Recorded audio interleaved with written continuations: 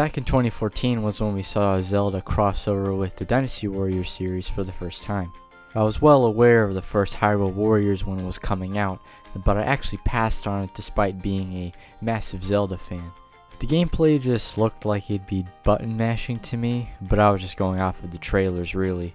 I was more interested in the definitive version when that came out, but I didn't have any money at the time, so I had to wait. But I'm glad I did, since when Age of Calamity was announced, I was sold.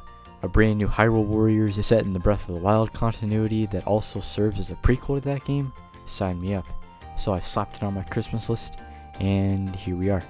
Like the original Dynasty Warriors games, this is a hack and slash where you have to defeat massive, and I mean massive hordes of enemies. Now first of all, the combat in this game is pretty sweet. You have light attacks, heavy attacks, runes, and elemental rods. With the light and heavy attacks, if you press the buttons in certain orders, the character will do different things, leading to some strategy. In fact, I'd say the combat is pretty stimulating. It's simple enough to where you could easily understand it, but it has just enough depth to where it isn't mindless. It's extremely satisfying when you just completely decimate a ton of enemies at once. The game also has quite a bit of flair, making everything you do that much more exciting.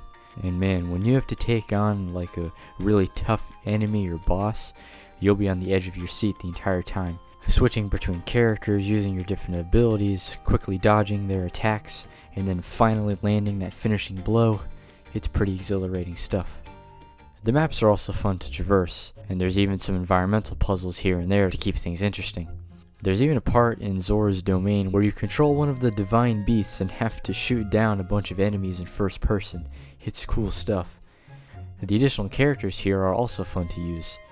One of the more noteworthy characters seen here is a young Impa who tags along with Link, which is pretty neat to see. You even get to play as Zelda, as well as some other characters from the different regions of Hyrule. They each have distinct moves adding to that variety.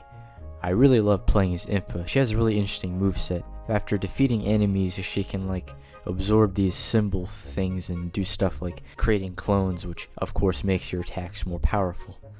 Age of Calamity looks pretty good as well, Zora's domain being my favorite looking area I've been to so far.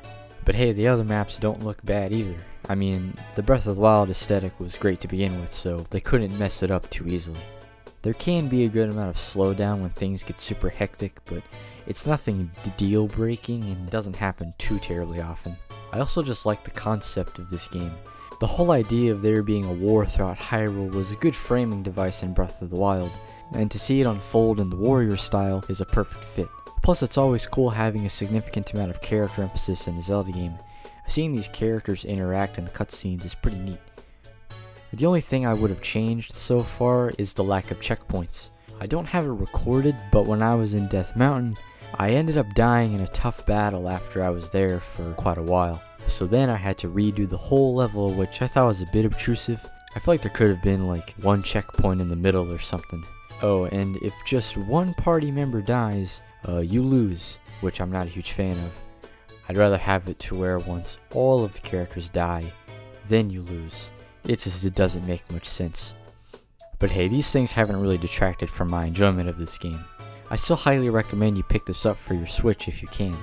It's been good fun so far.